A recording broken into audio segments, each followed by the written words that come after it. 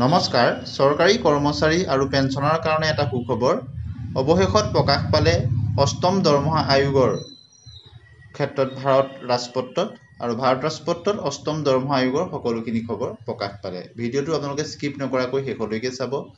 কোন কোন উপকৃত হ'ব কিমান দৰমহা বৃদ্ধি হ'ব কমিটিত কোন কোন আছে সকলোখিনি প্ৰকাশ পালে টাৰ্মছ অফ ৰেফাৰেন্সৰ সম্পৰ্কও প্ৰকাশ পালে আপোনালোকে দেখিছে The Gazette of India Extraordinary Ministry of Finance Department of ফালৰ পৰা প্ৰকাশ কৰা হৈছে এখন নিউ দিল্লীৰ আৰু the Government of India has decided to appoint the 8th Central Commissioner অষ্টম দৰমহা আয়োগৰ যিখন কমিটি গঠন কৰা হ'ল চেয়াৰপাৰসন দিছে সন্মানীয় জাষ্টিস ৰঞ্জনা প্ৰকাশ দেশাই তেওঁ চেয়াৰপাৰসন হ'ব চেয়াৰম্যান আৰু সদস্য দুজন আপোনালোকে দেখিলে এটা মূল কথা লৈ আহিছো ইয়াত লিখিছে to examine and recommend the changes that are desirable for the fiscal and the emolument including the allowances অৰ্থাৎ বৰ্তমান যি ফিস্কেল ৰেট হেতু চাই দেশৰ অৰ্থনীতি মুদ্ৰাস্ফীতি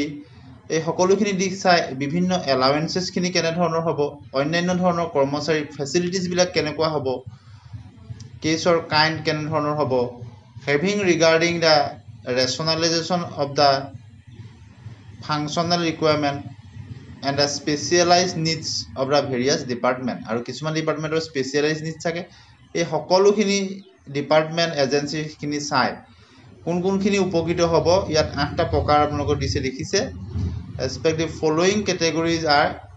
categories of employees central government employees industrial and non industrials তাৰ ইনক্লুজন হ'ব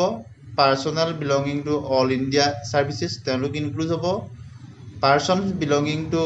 defense forces হ'ব persons of the union territory personnel সকল হ'ব officers and employees of the Indian audit and account department হ'ব members of the regular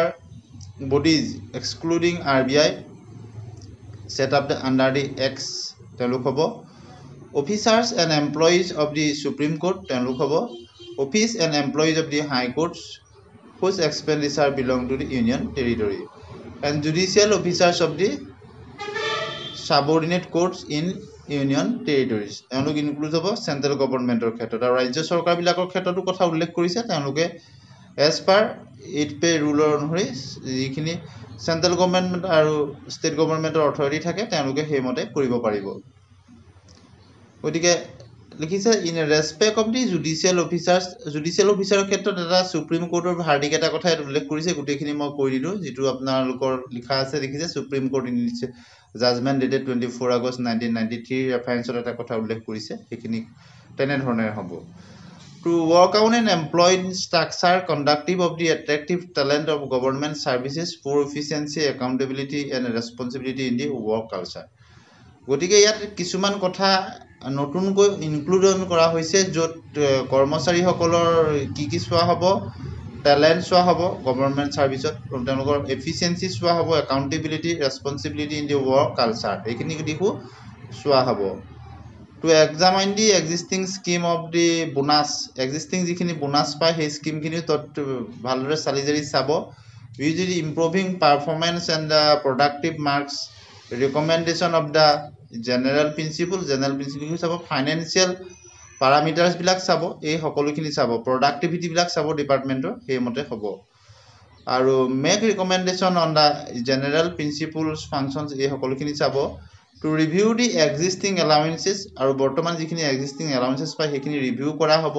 conditions of the admissibility সেই সকলোখিনি চাব কৰিবৰ কাৰণে কি কৰা হ'ব keeping in view the multi of the allowances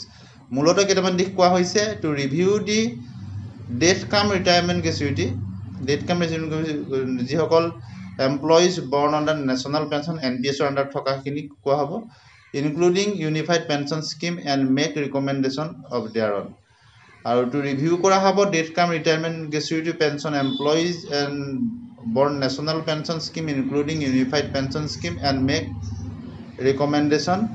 keeping in view of the file below আৰু retirement death come retirement gratuity ক্ষেত্ৰটো দুটা উল্লেখযোগ্য দিশ পুনৰ ৰিভিউ কৰি চোৱা হ'ব বুলি কোৱা হৈছে to make recommendation on the above keeping in view কোনখিনি দিশ চোৱা হ'ব এই ক্ষেত্ৰত the economic condition in the country দেশৰ অৰ্থনৈতিক অৱস্থাৰ কথা চোৱা হ'ব and the need for physical prudence আৰু ফিজিকেল প্ৰুডেন্সো চোৱা হ'ব the need of ensure that adequate resources are available adequate সম্পদৰাজি আছে নে নাই উপযুক্ত